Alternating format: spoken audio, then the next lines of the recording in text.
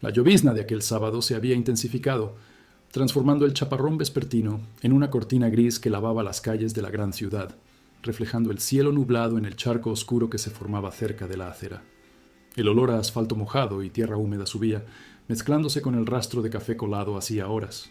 Elena sentía el frío humedecer sus huesos, un cansancio que no venía solo de la jornada matinal en el mercado, sino de una vida entera cargando pesos invisibles. Los pliegues en la piel fina de sus manos, que antaño parecían mapear historias de fatiga, ahora se veían más profundos, surcos por donde la vida había escurrido sin dejar rastros vibrantes. Ella se ajustó el abrigo de lana, ya ajado por el tiempo, como si pudiera, con ese gesto, calentar no solo el cuerpo, sino el alma que parecía hecha de vidrio empolvado, lista para estallar al menor roce. En el autobús atestado, mientras la gente se empujaba buscando un mínimo espacio para respirar, ella se sentía un fantasma. Nadie parecía notarla. Ni el joven con los auriculares a todo volumen, ni la madre con el bebé en brazos, ni el señor que leía el periódico con la atención quirúrgica de quien ignora el caos a su alrededor. Era siempre así. Un muro invisible la separaba del mundo, una película fina pero infranqueable, que la hacía transparente, inaudible. Podía toser, podía suspirar, podía incluso dejar que una lágrima furtiva resbalara por la línea de las arrugas que se formaban en el rabillo de sus ojos. Y aún así, pasaría desapercibida. Era la invisibilidad que los años de silencio habían construido a su alrededor, un capullo de ausencia. El dolor no era agudo, era una molestia constante, la sensación de ser una sombra en el paisaje, de que su presencia solo quedara registrada en las facturas pagadas y los impuestos debitados. No era vista, no era sentida, no era una persona en su plenitud. Era una superviviente y la supervivencia tenía un precio, la supresión del yo. Antes de continuar, deja un me gusta y cuéntame desde dónde me escuchas. Eso ayuda mucho a saber que esta historia llega hasta ti. Durante casi 30 años, Elena había sido Elena de Marcelo. Y Marcelo, Marcelo. El nombre le venía como un soplo frío a su memoria. Un hombre pragmático, de pocas palabras y menos aún afecto. Él la había elegido, como se elige un electrodoméstico de buena marca, que cumple su función sin dramas. Su matrimonio fue una secuencia de días grises, salpicados por comidas silenciosas y noches donde el contacto era un ritual vacío, desprovisto de pasión o ternura. Ella recordaba su olor, siempre el mismo jabón, el mismo desodorante, sin sorpresas, sin variaciones. Como un cronómetro, llegaba, comía, leía el periódico, veía la televisión y se iba a dormir. ¿Y ella? Ella era la figura de al lado, la coprotagonista de su propia vida, la administradora de la casa, la costurera talentosa que él nunca elogió, porque la mujer tiene que saber hacer las cosas. La soledad, para Elena, no era solo la ausencia de compañía, era la ausencia de ser notada, de que se reconociera su valor. Marcelo tenía un talento peculiar para hacerla sentir pequeña, insignificante, no con gritos o palabras crueles, sino con el silencio pesado, con la mirada que la atravesaba como si fuera aire, con la ausencia de un elogio, de una pregunta sobre su día, de un toque no solicitado, su infidelidad, descubierta años después en una nota olvidada en el bolsillo de una chaqueta. No fue un choque que la derribó, sino la confirmación de una verdad que su cuerpo ya sabía. Ella no era suficiente, ni para él, ni para nadie. Después de aquel día, algo dentro de ella se retrajo aún más. Dejó de luchar, de intentar llamar la atención, de arreglarse. ¿Para qué? Las pocas veces que osó vestir algo más colorido, usar un pintalabios vibrante, Marcelo la miraba con una ceja arqueada, una mezcla de extrañeza y desaprobación velada. ¿Vas a algún sitio especial?, preguntaba, y la implicación era clara. Ella no tenía un lugar especial, y tampoco necesitaba una ropa especial para la tediosa vida diaria que llevaban. Y así, Elena comenzó a desaparecer.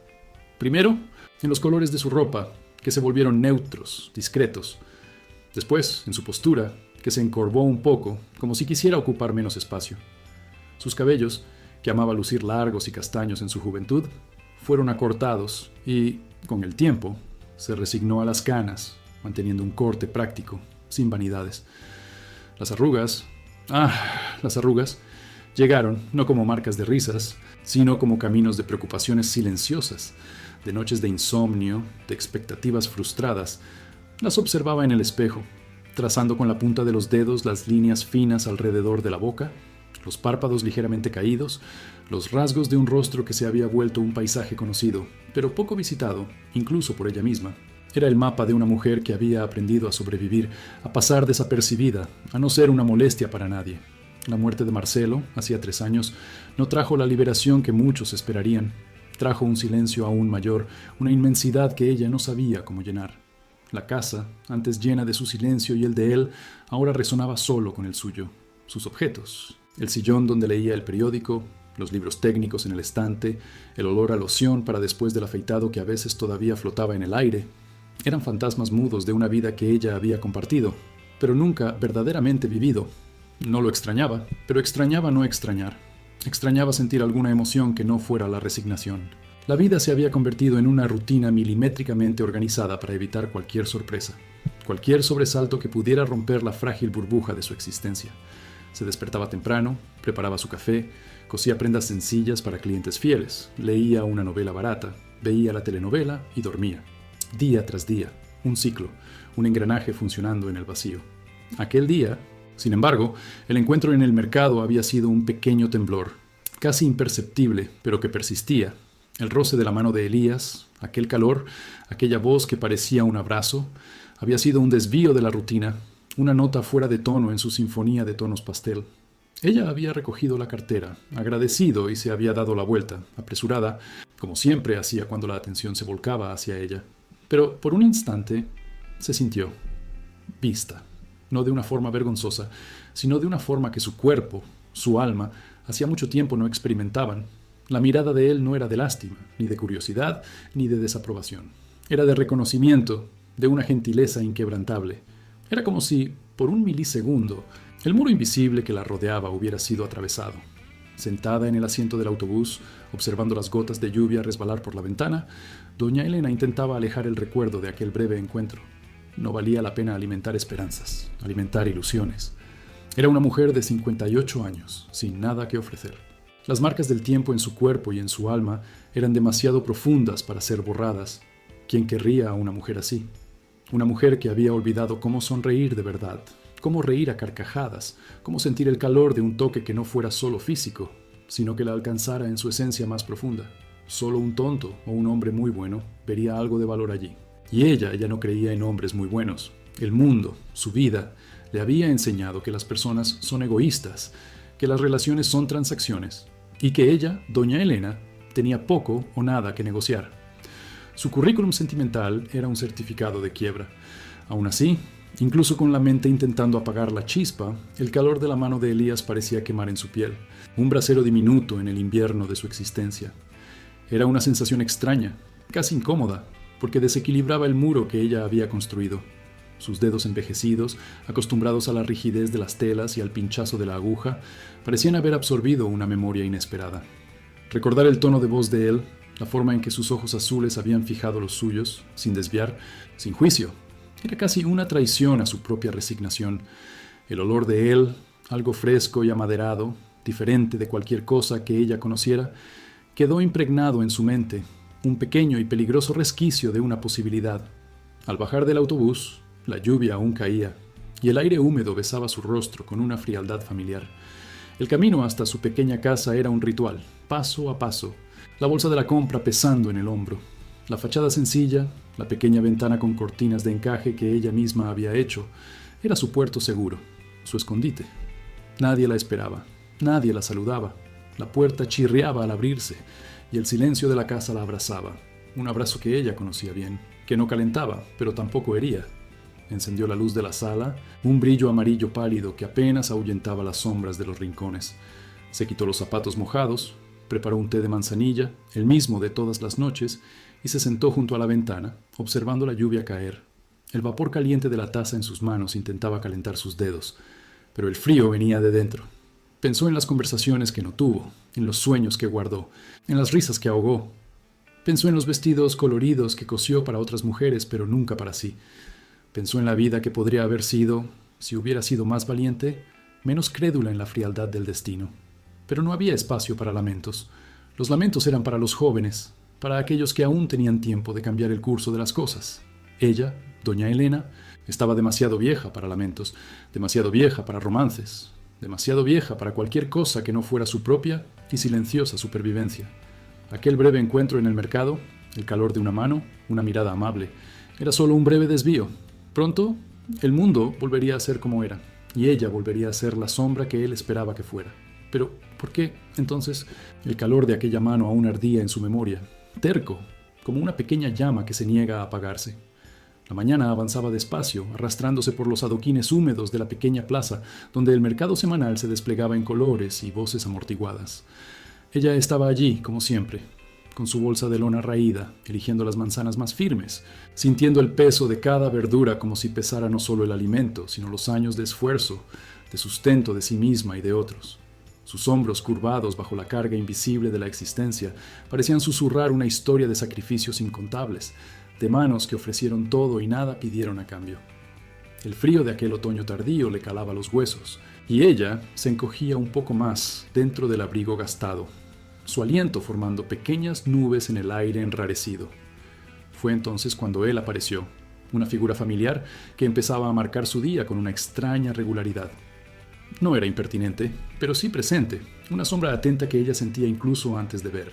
Esta vez sostenía algo pequeño, un pañuelo de algodón con un rincón bordado que ella juraba haber perdido hacía semanas. «Doña Elena», dijo él, la voz grave y tranquila, sin la prisa o la condescendencia que tantos otros exhibían. «Creo que esto se le cayó cerca de la iglesia el otro día». Ella tomó el pañuelo, sorprendida. Era el suyo, con la inicial bordada por su propia madre, en un tiempo que parecía pertenecer a otra vida. Un calor tenue se extendió por sus dedos helados, no solo por la tela, sino por el gesto. Un gesto simple, casi trivial, pero que llevaba el peso de una observación. Alguien había notado. «Ah, muchas gracias, mi joven», murmuró ella, la voz un poco ronca por la emoción contenida. «Ni me acordaba ya de él». Él asintió, sus ojos recorriendo la pesada bolsa que ella llevaba. «¿Va para casa? Puedo llevarla. Voy de salida para ese lado». La propuesta la tomó desprevenida. Un aventón. La última vez que alguien se había ofrecido a llevarla a algún lugar, ella tenía 40 años y la vida de otras 3 personas sobre sus hombros, corriendo de un lado para otro, sin tiempo para aceptar gentilezas. La negativa salió casi automática, una respuesta refleja de décadas de autosuficiencia. No, gracias. No tiene por qué molestarse. Está cerca. Una caminata me viene bien». Intentó sonreír, pero la boca se movió con dificultad, los músculos desacostumbrados a la expresión de un contentamiento tan simple e inesperado. La verdad era que cada paso, con aquella bolsa, era un desafío, pero la idea de ceder, de permitirse ser cuidada, parecía una traición a su propio ser. «No soy una carga», pensó ella. «Siempre me las he arreglado sola y seguiré haciéndolo». Pero él no se movió. Sus ojos, de un tono indefinido entre el gris y el verde, eran firmes, pero no exigentes. «No es molestia alguna, doña Elena, al contrario. Y el tiempo está cambiando, va a llover pronto». Ella sintió una gota fría tocar su frente. El cielo, antes solo nublado, empezaba a oscurecer. Una parte de ella, la parte cansada y fría, anhelaba el confort de un coche, el alivio de aquel peso en los hombros. Pero la otra parte, la guardiana de una vida entera de independencia, resistía con ferocidad. Yo no puedo», comenzó, la frase habitual atascada en la garganta. «Soy demasiado vieja para molestar». Él dio un paso adelante, no invadiendo su espacio, pero disminuyendo la distancia entre ellos. La comisura de sus labios se curvó ligeramente. «La edad no es un impedimento para la amabilidad, doña Elena. Al contrario, déjeme ayudarla». Había algo en su persistencia, en su calma, que le impedía negarse de nuevo con la misma vehemencia. Era como si él viera más allá de la superficie de sus negativas, como si percibiera la batalla interna que ella libraba. Ella solo asintió, un movimiento casi imperceptible de la cabeza, y él, sin más preguntas, tomó la pesada bolsa de su mano y la condujo hasta el coche, un modelo antiguo, pero bien cuidado.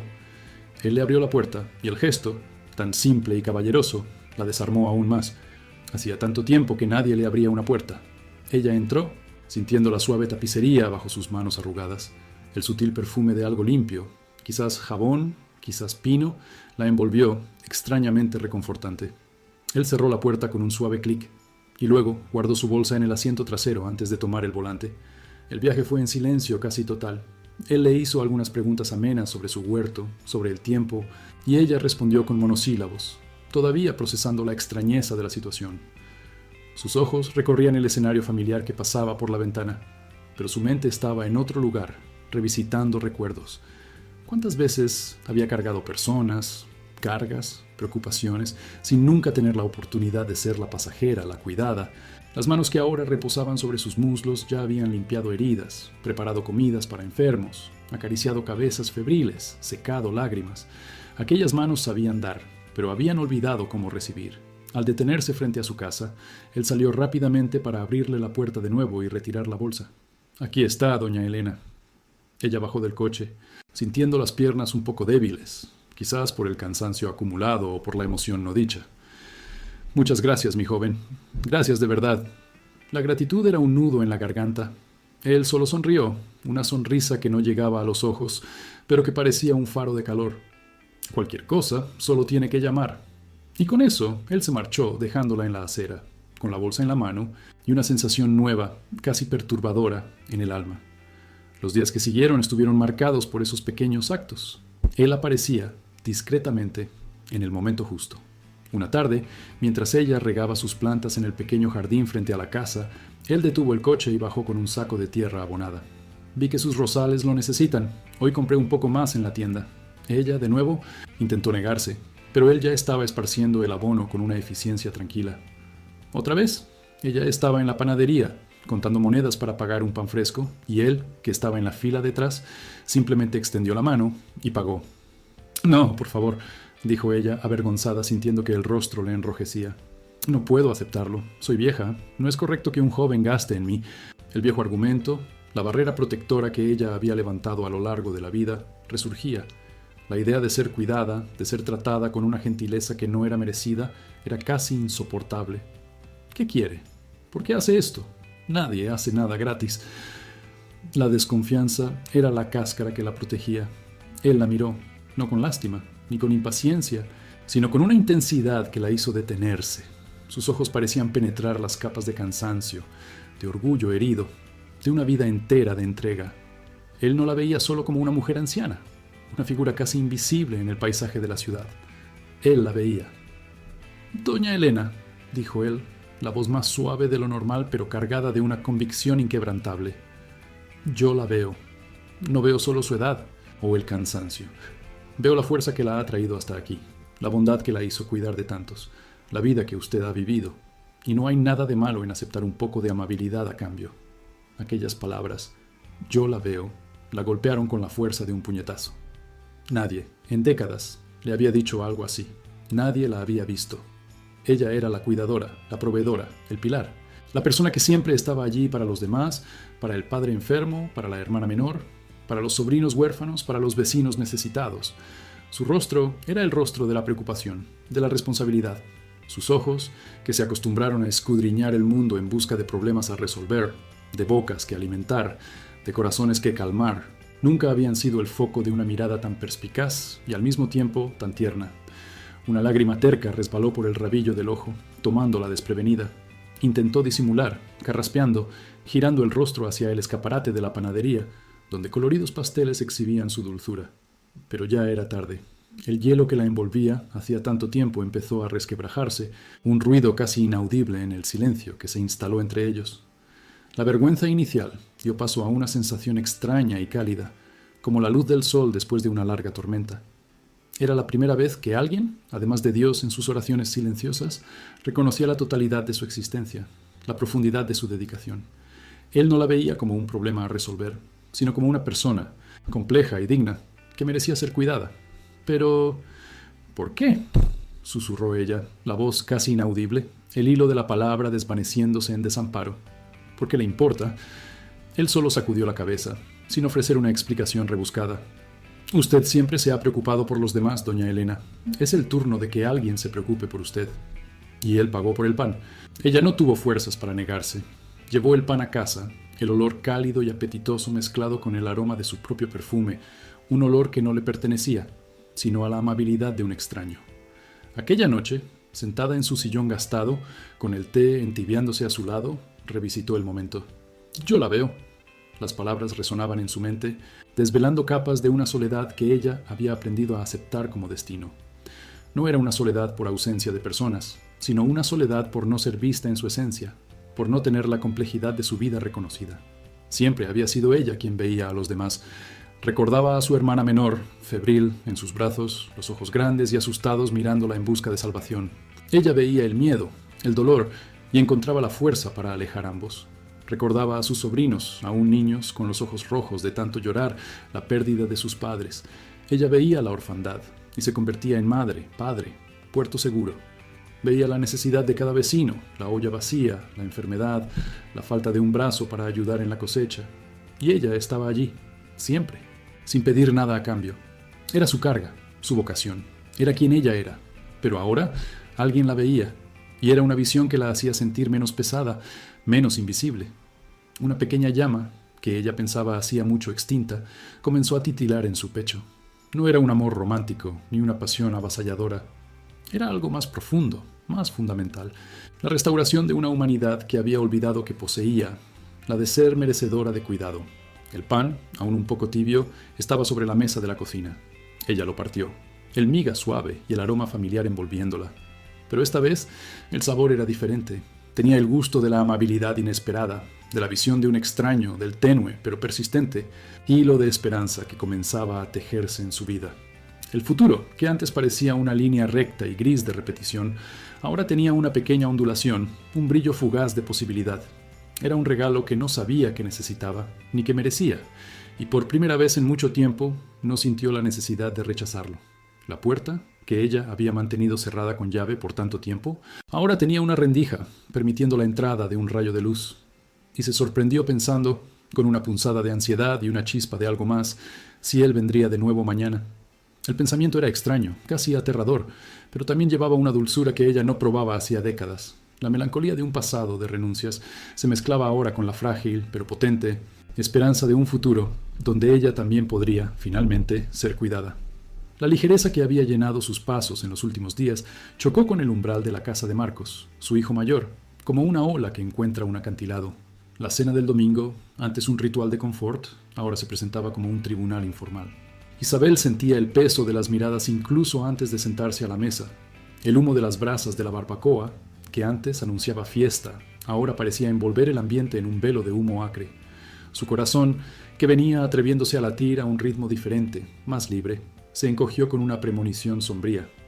Marcos fue el primero en atacar, la voz baja, casi un silbido, para no levantar sospechas de la nuera y los nietos que corrían por el patio. «Madre, tenemos que hablar de esta extravagancia. El señor Juan no es ninguna joya. Todos en el pueblo lo saben».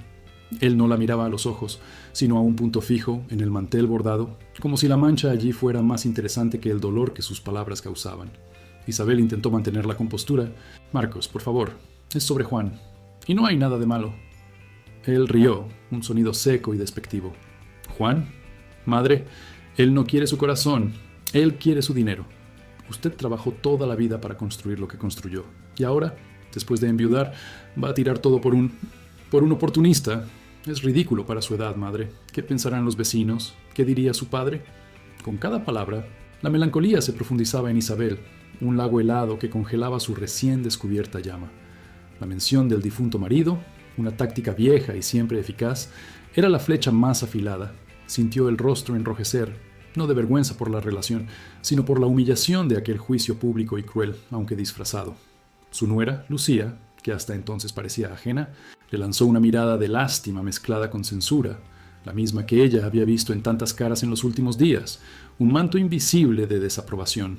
El resto de la cena fue una tortura silenciosa, salpicada por Marcos enumerando indirectamente los riesgos y las consecuencias de sus elecciones, mientras Isabel solo movía la comida en el plato, la garganta cerrada por un nudo. La ligereza de antes había sido aplastada bajo el peso de la expectativa ajena. Salió de allí con un sabor amargo en la boca, no de la barbacoa, sino de la libertad recién adquirida que parecía ya escurrirse entre sus dedos. A la mañana siguiente, con el peso de la noche mal dormida y las palabras de su hijo resonando en la cabeza, Isabel buscó refugio en la única persona que parecía capaz de ver más allá de las convenciones.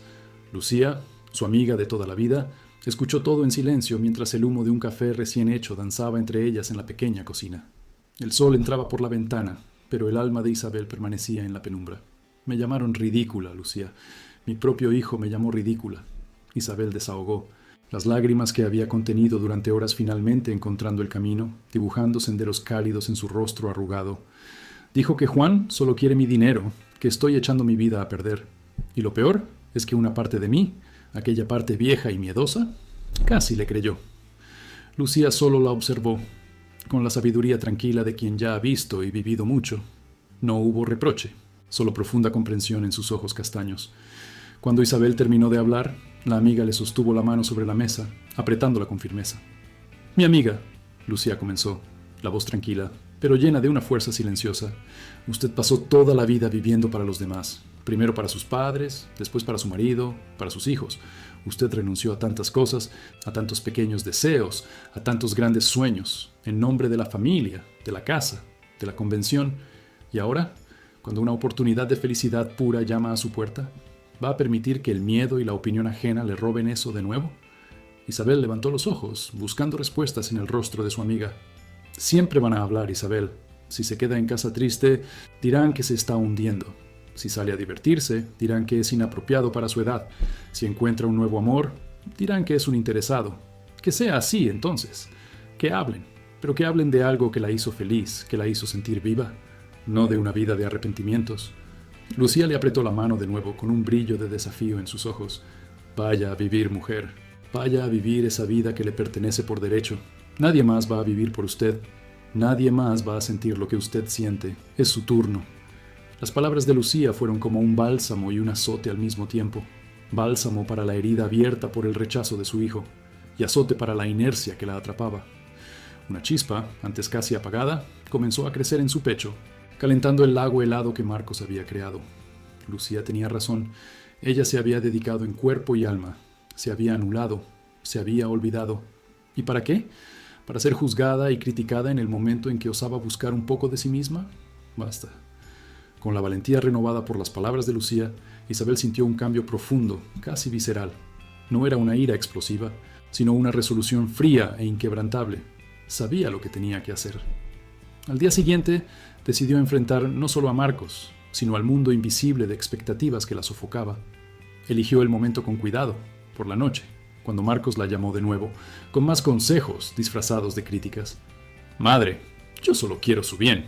No quiero que usted cometa un error». La voz de él sonaba más controlada ahora, pero el tono subyacente de control era palpable. Isabel respiró hondo. Sus manos temblaban, pero no de miedo, sino de una energía reprimida durante décadas. «Marcos», comenzó, su voz sorprendiéndola por la firmeza, «yo pasé la vida viviendo para ustedes. Me dediqué a ser la mejor esposa, la mejor madre, la mejor ama de casa. Renuncié a mis pequeños placeres, a mis deseos más íntimos, incluso a algunos sueños, para construir esta familia, para educarlos, para mantener lo que usted llama lo que yo construí». Su voz subió un tono, la melancolía transformándose en una ola de fuerza. «Sacrifiqué mi juventud, mi libertad, muchas veces mi propia felicidad, para que ustedes tuvieran lo que necesitaban, lo que querían».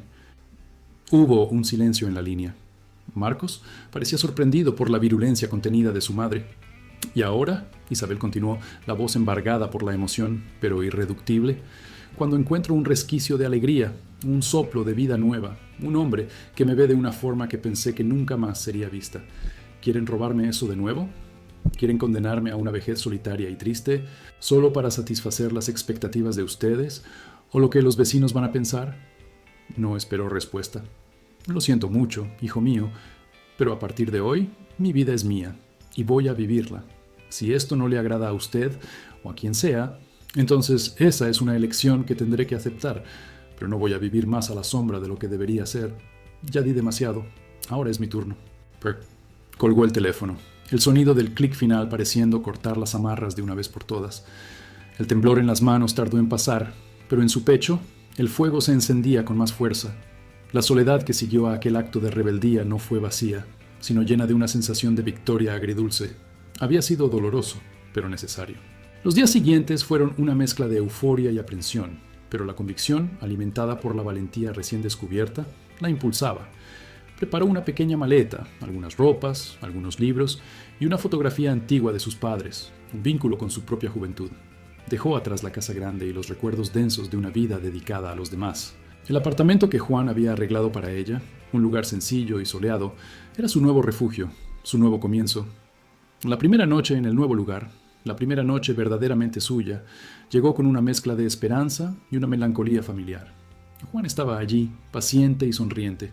La conversación fluyó ligera, la música suave llenaba el pequeño espacio. Pero cuando llegó el momento, cuando los ojos de él se fijaron en ella con una ternura que no veía hacía décadas, el miedo se manifestó. Isabel sintió el corazón dispararse, las manos sudar, el cuerpo, su cuerpo, que era un mapa de una vida vivida intensamente, ahora parecía un libro abierto, lleno de páginas que ella temía que él juzgara. Las marcas del tiempo, las arrugas en las comisuras de los ojos, la piel que había perdido el lozanía de la juventud, las estrías de la maternidad que el tiempo no borró.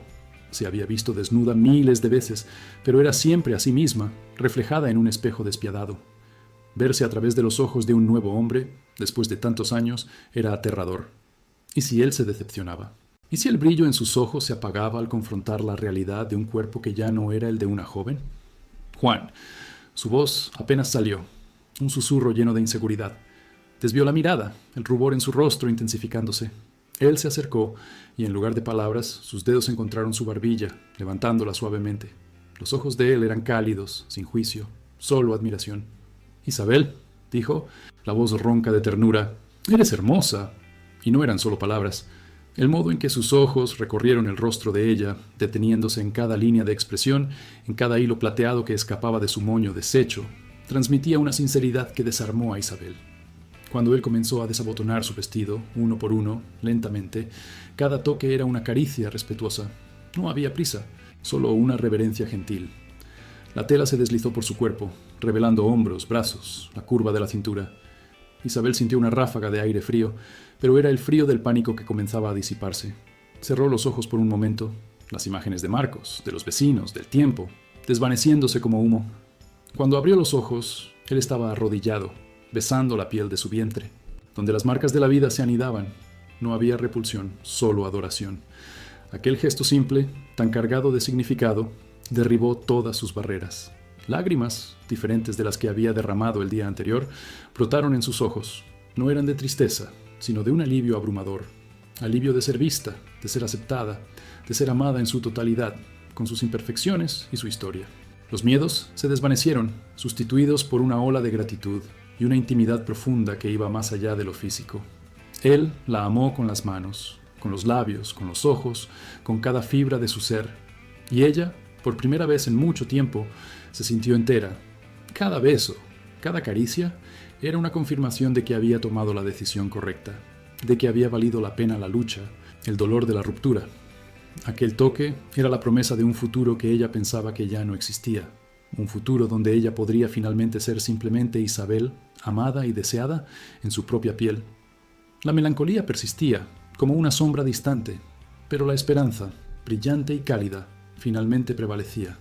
Aquel cuerpo, antes objeto de su propia vergüenza y del juicio ajeno, ahora era un templo, adorado y celebrado, y ella se permitía, por primera vez en mucho tiempo, sentir la vida latir, la vida que era suya, y solo suya. El sol de la mañana, que se colaba por las rendijas de las persianas del cuarto de Manuel, tejía patrones dorados en la colcha, una suave invitación a despertar. Isabel sintió el calor del cuerpo de él a su lado, el ritmo constante de su respiración. Se giró para mirarlo, y una tierna sonrisa surgió en sus labios al observar sus rasgos relajados en sueño profundo. Aquel hombre, con quien ahora compartía no solo las mañanas, sino la esencia de su nueva vida, era la personificación de la elección que había hecho. La noche anterior, y todas las que la siguieron, habían sido un bálsamo para su alma, una confirmación de que había valido la pena la valentía de romper. No era la pasión ardiente de la juventud, sino la profunda y acogedora intimidad de dos almas maduras que se reconocen y se adoran, cada marca del tiempo en el cuerpo del otro, celebrada como un mapa de un valioso viaje. Manuel despertó lentamente, sus ojos castaños parpadeando antes de fijarse en ella con un brillo de ternura. «Buenos días, mi Isabel», susurró, la voz aún ronca de sueño, pero cargada de una dulzura que hizo que el corazón de ella se expandiera. Un beso suave en la frente, luego en los labios. En ese gesto matutino, simple y sin pretensiones, residía la promesa de un nuevo comienzo, un mundo que Isabel pensaba que estaba para siempre cerrado para ella. La soledad, que durante décadas había sido su compañera más fiel, retrocedía ante la presencia de él, un vacío llenado por risas, conversaciones y el toque gentil de sus manos. Los días se desarrollaban en una rutina que, para Isabel, era una melodía nueva y encantadora. El apartamento de Manuel, antaño un espacio de soltero funcional, se había transformado en un hogar compartido, impregnado con los aromas de café fresco, el olor a pan tostado y las fragancias de las flores que él siempre se empeñaba en traer. Las mañanas estaban llenas de conversaciones ligeras, planes para el día, la lectura compartida del periódico y la música suave de una radio antigua.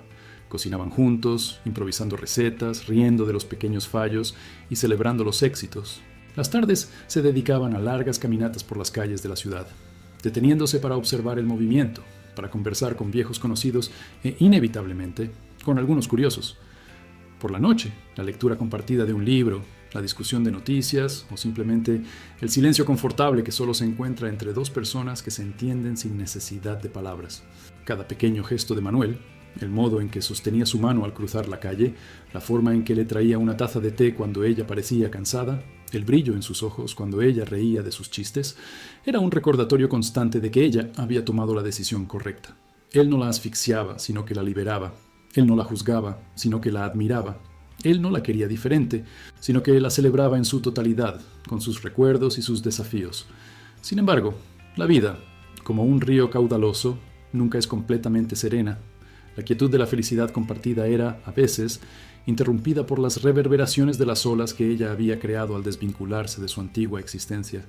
El silencio del teléfono, que antes ella aceptaba con resignación, ahora pesaba en su alma como una carga.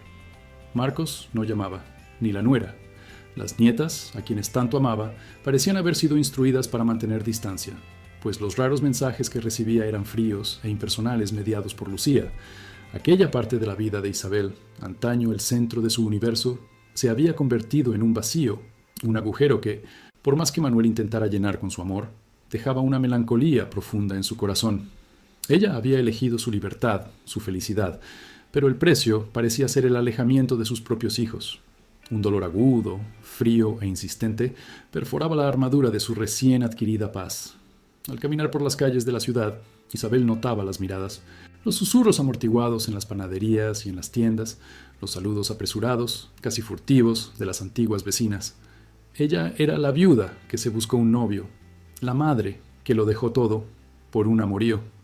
Algunas personas desviaban la mirada, otras la observaban con curiosidad mórbida, y pocas, muy pocas, le dirigían una sonrisa sincera, generalmente acompañada de un «Qué bueno verte feliz, Isabel», susurrado. La sociedad, pequeña y provinciana, era un espejo implacable, e Isabel veía allí el reflejo de su osadía, de su indecencia. Los juicios no se expresaban en voz alta como los de Marcos, pero se tejían en el aire enrarecido, en cada silencio, en cada desvío de mirada. La melancolía, en esas horas, le oprimía el pecho, un amargo recordatorio de que la libertad venía con el peso de la desaprobación. Cada nuevo día, ella necesitaba reafirmarse a sí misma que el dolor del juicio externo era un precio justo por la autenticidad que ahora permeaba sus días. En momentos de introspección, sentada junto a la ventana observando el movimiento de la calle mientras Manuel leía un libro, Isabel se preguntaba si había sido egoísta, si la búsqueda de su propia felicidad había causado un daño irreparable en su familia. La imagen del rostro decepcionado de Marcos, su voz resonando ridículo, aún la asaltaba en noches de insomnio, cuando la ciudad silenciaba y sus propios pensamientos ganaban volumen. ¿Sería ella la villana de la historia? ¿La madre que abandona? ¿La mujer que deshonra la memoria de su marido? Las dudas, como malas hierbas, intentaban brotar en el suelo de su nueva felicidad, amenazando con sofocar la poca esperanza que cultivaba. Manuel, al percibir la sombra ocasional en sus ojos, no intentaba minimizar su dolor, simplemente la abrazaba, estrechándola contra su pecho, besando sus cabellos y le decía: «Es difícil, lo sé, pero tienes derecho a tu felicidad, Isabel. Nadie puede quitarte eso. Necesitan tiempo para entender, o no entenderán, y esa también es una elección de ellos». Sus palabras eran un bálsamo, un recordatorio constante de que ella no estaba sola en la batalla. La esperanza se aferraba a esas palabras, a esa comprensión, como una planta que busca la luz en medio de la oscuridad. Él entendía la complejidad de sus sentimientos, la intersección de alegría y pesar, y era esa comprensión lo que la nutría. Lucía seguía siendo su puerto seguro, una voz de razón y fuerza en el torbellino de emociones de Isabel. «Mi amiga», dijo Lucía un día, mientras compartían un bizcocho de maíz con café, «no te culpes por lo que los demás no quieren o no pueden entender. Tu vida es tu obra, y solo tú puedes pintarla. Ellos están atrapados en el lienzo que ellos mismos crearon para ti, pero tú te has liberado. El dolor que sienten es el dolor de ver que ya no necesitas ser quien ellos querían que fueras. Y eso, mi querida, es una señal de que estás en el camino correcto. Las palabras de Lucía, siempre tan directas y llenas de vida, eran el combustible que Isabel necesitaba para reafirmar sus elecciones, para solidificar su convicción de que no había deshonrado a nadie al finalmente honrarse a sí misma. Poco a poco, Isabel sintió un cambio más profundo dentro de sí. La mujer que había llegado al apartamento de Manuel, cargando el peso de décadas de expectativas ajenas y la culpa de su recién adquirida libertad, se estaba transformando. No era una metamorfosis súbita, sino un florecimiento lento, como una flor que se abre al sol después de una larga noche. Comenzó a permitirse pequeños lujos, como un sombrero nuevo que nunca antes habría comprado, un libro de poesía que su versión antigua consideraría una pérdida de tiempo. Reía más, una risa que venía del fondo del alma, y se permitía sentir alegría sin culpa. La presencia de Manuel la incentivaba a explorar nuevas facetas de sí misma, a abrazar a la mujer que ella siempre quiso ser, pero que nunca tuvo permiso para aflorar. La melancolía no desapareció por completo. Se anidaba en los rincones de su corazón como un recuerdo persistente de lo que fue perdido. La cercanía con sus hijos, la imagen de madre perfecta que ella había construido. Pero esa melancolía ya no la definía. Era una parte de su historia, un condimento agridulce que daba profundidad a su nueva felicidad. La esperanza, por otro lado, crecía cada día. Era la esperanza de que el tiempo curaría las heridas, de que sus hijos algún día entenderían, de que la vida tenía aún mucho que ofrecer, y que ella, Isabel, estaba lista para recibir. No buscaba el olvido, sino la reconciliación con el pasado y la celebración del presente. Se sentía como un árbol antiguo que después de años de podas y direcciones forzadas, finalmente encontraba su propio espacio para crecer, para extender sus ramas en direcciones que nunca antes había osado. Las raíces, antes aferradas a la tierra de la convención, ahora buscaban nuevas fuentes de nutrición, más profundas y verdaderas. Y, a su lado, Manuel era el sol gentil que la nutría y la incentivaba a florecer en su plenitud, sin miedo de su propio brillo. El juicio del mundo exterior, los dolores de la separación familiar, todavía eran nubes en el cielo de su existencia, pero el sol de su elección y de su amor era lo suficientemente fuerte para brillar a través de ellas, prometiendo un día más claro, un futuro donde ella no solo sobreviviría, sino que prosperaría, fiel a sí misma. Era un viaje difícil, pero ya no estaba sola, y eso marcaba toda la diferencia. Había elegido vivir, y estaba, finalmente, aprendiendo a hacerlo. Cada nuevo día encontraba más fuerza para tomar la mano de Manuel y seguir adelante, hacia lo desconocido, pero lleno de promesas. La voz de Fernando atravesó la línea telefónica como una hoja fría, cortando la efímera paz que había encontrado. «Madre, ¿qué está pasando? Él quiere su dinero, ¿verdad? Qué ridículo es esto». Las palabras, cargadas de una calculada ración de preocupación y ultraje, resonaron en la cocina, rebotando en los recuerdos de una vida entera dedicada a los hijos, a las expectativas ajenas. No era la primera vez que él intentaba dictar el rumbo de su existencia, pero ahora, con Manuel a su lado, o al menos en el horizonte cercano de sus sentimientos, el ataque parecía más personal, más vil. Ella sostuvo el teléfono con la mano temblorosa, pero no de miedo. Era una vibración de indignación, de una furia antigua que comenzaba a burbujear. «Fernando, no sabes de lo que estás hablando», logró decir, la voz más firme de lo que esperaba. Pero él no se detuvo. Enumeró cada sacrificio que ella había hecho, cada hora extra que trabajó, cada migaja que ahorró para garantizar el futuro de ellos, como si todo eso la descalificara ahora para tener un presente, para tener su start presente. «Estás siendo engañada, madre, a tu edad, con tu inocencia. Es un absurdo. ¿Qué van a pensar los demás?»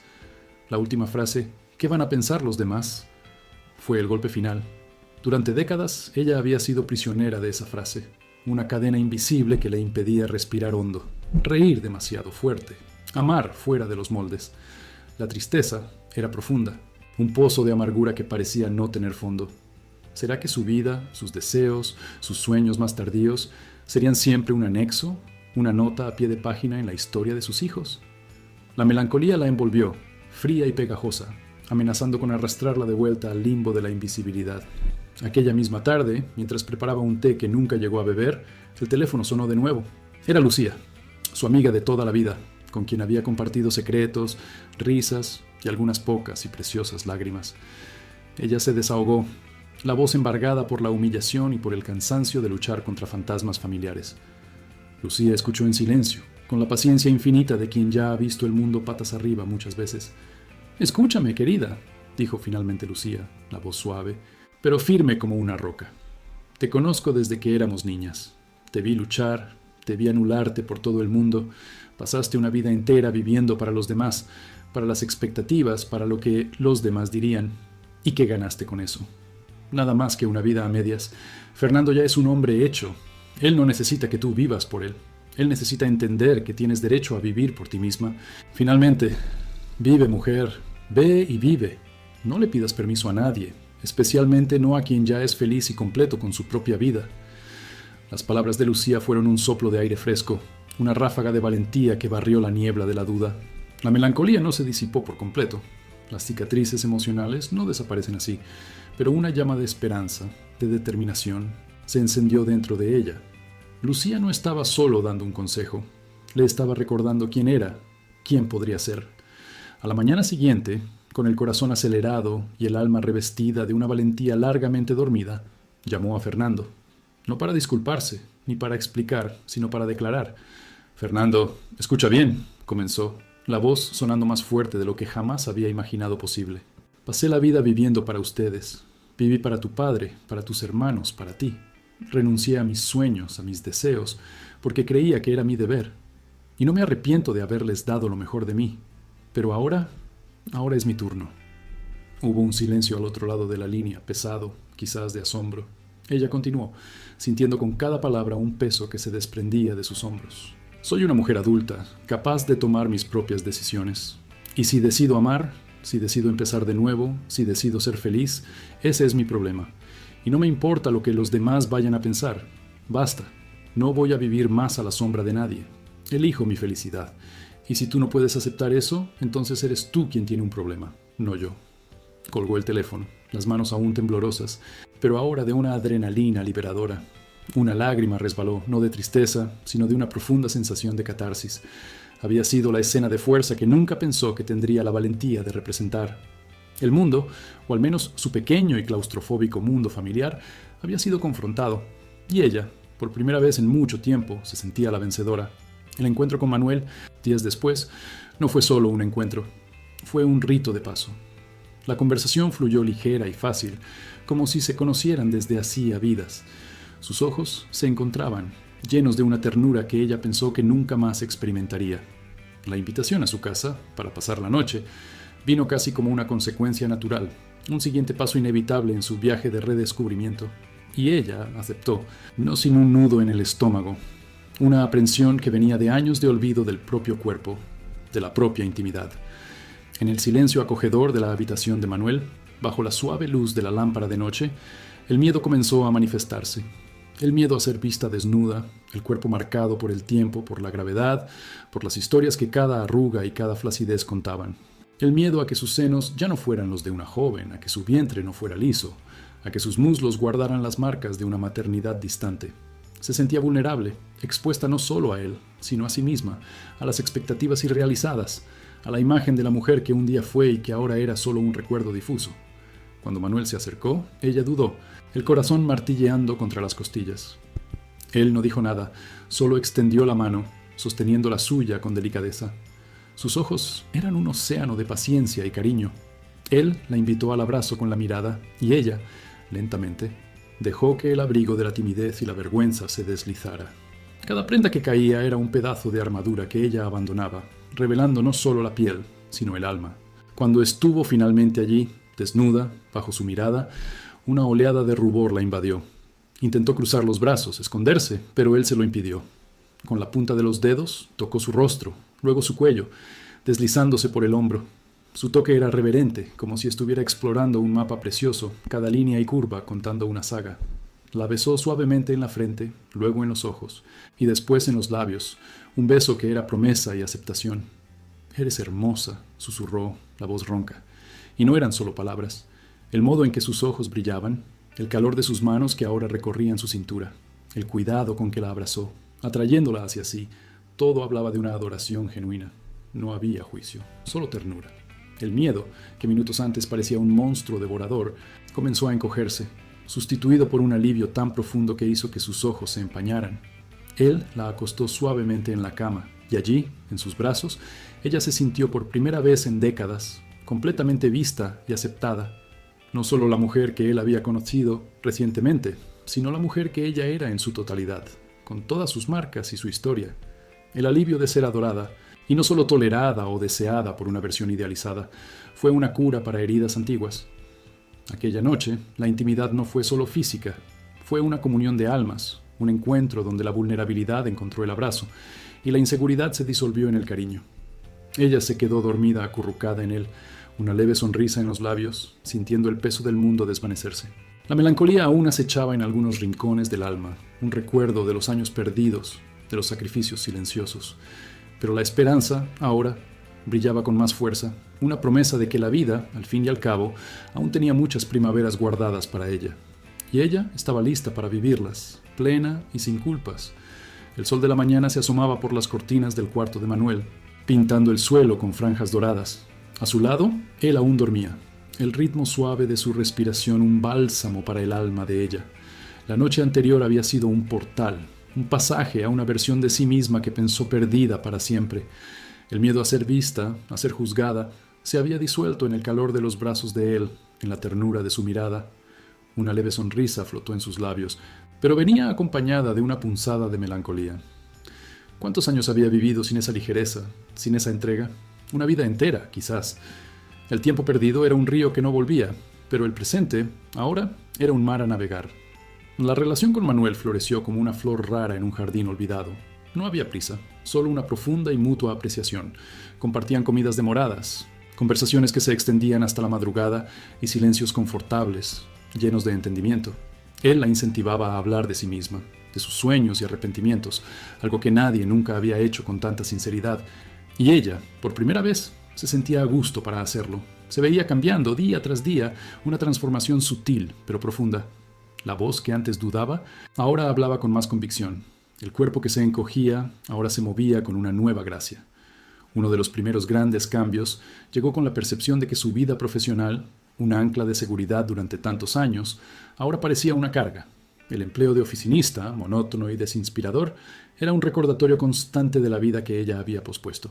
Las palabras de Lucía, «Vive, mujer», y el abrazo acogedor de Manuel le dieron el valor para cuestionar ¿por qué seguir allí si su corazón clamaba por algo diferente? La decisión no fue fácil. Había el miedo a la inestabilidad, la culpa de quizás desperdiciar años de experiencia, el fantasma de la opinión de Fernando, pero la voz interior que Manuel la había ayudado a encontrar era más fuerte.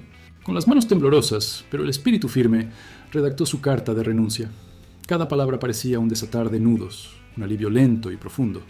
Al entregarla, sintió una mezcla agridulce de tristeza y liberación. Era el fin de un capítulo, de una era de resignación. El futuro era incierto, sí, pero por primera vez la incertidumbre parecía una promesa, no una amenaza. Con el tiempo libre que el desempleo le concedió y la insistencia gentil de Manuel, ella exploró un antiguo anhelo, la pintura.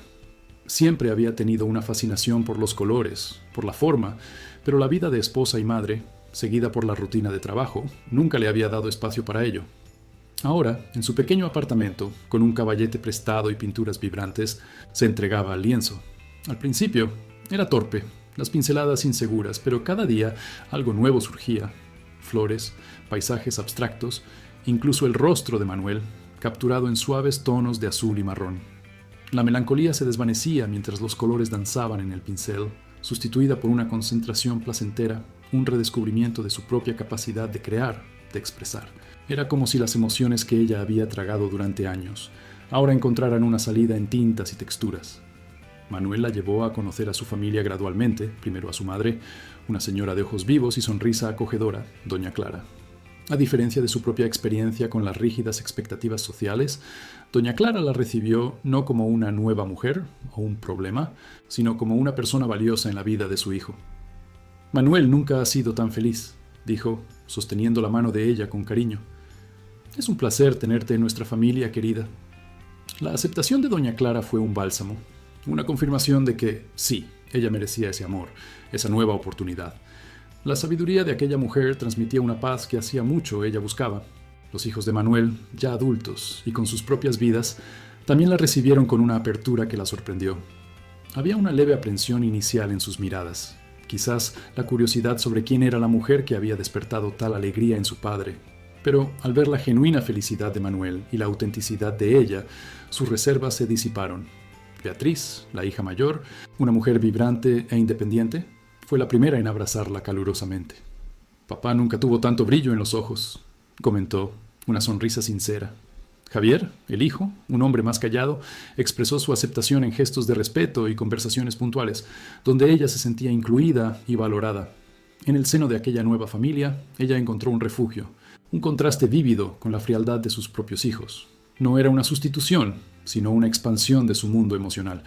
La melancolía de la comparación aún la visitaba, un recordatorio doloroso de lo que ella no tenía con Fernando, pero la esperanza que se había encendido en su corazón ahora se alimentaba de aquel nuevo calor, de aquella aceptación incondicional.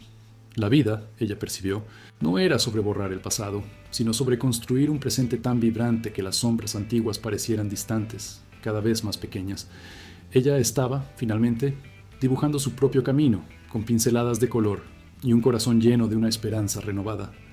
4 años se desplegaron ante ella como las páginas de un libro que finalmente se permitía leer. La melancolía, antes una sombra constante, ahora era solo un rastro tenue, un recuerdo distante, a veces visitado, pero nunca más permitido que dominara su horizonte. Sus cabellos, ahora con más mechones plateados, enmarcaban un rostro que, aunque marcado por el tiempo, exhibía una serenidad y un brillo que antes le eran desconocidos. Su corazón, antes tan curtido y guardado, florecía en cada carcajada, en cada abrazo. Su casa, el pequeño apartamento que antes parecía un refugio solitario, se transformó en un nido de afecto y alegría. Las paredes, antes blancas e impersonales, ahora exhibían sus lienzos vibrantes, un testimonio silencioso de su redescubrimiento. Los sábados eran sagrados para el almuerzo en familia, y la mesa, siempre puesta con cariño, recibía a los hijos y nietos de Manuel, que la abrazaban con la familiaridad y el cariño que ella jamás imaginó tener. Los nietos, pequeños y llenos de vida, corrían por los pasillos, sus risas resonando y llenando cada rincón del ambiente, transformando la quietud en un delicioso murmullo.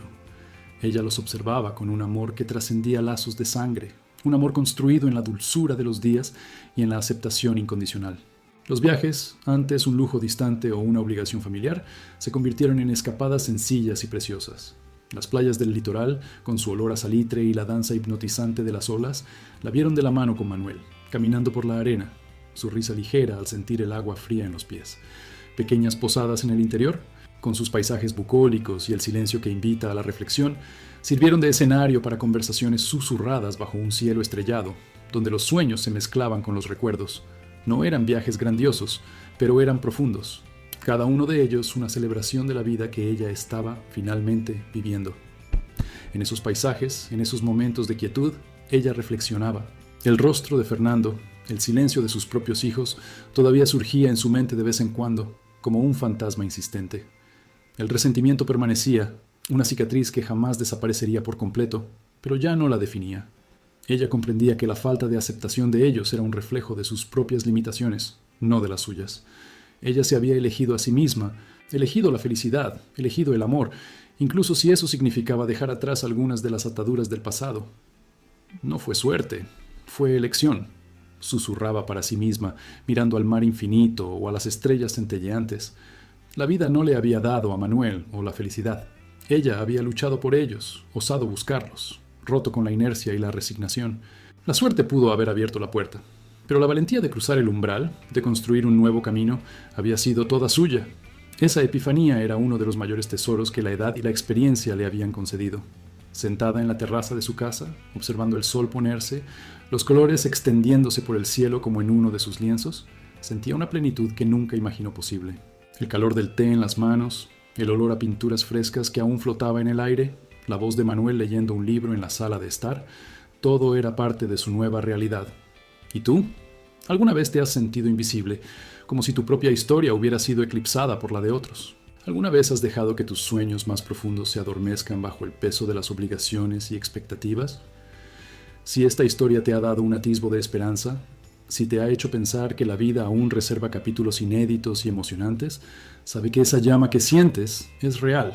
Nunca es tarde para ser amada, para reencontrarse a sí misma, para pintar tu propio lienzo con los colores más vibrantes. La elección es tuya y el ahora es el único tiempo que realmente importa.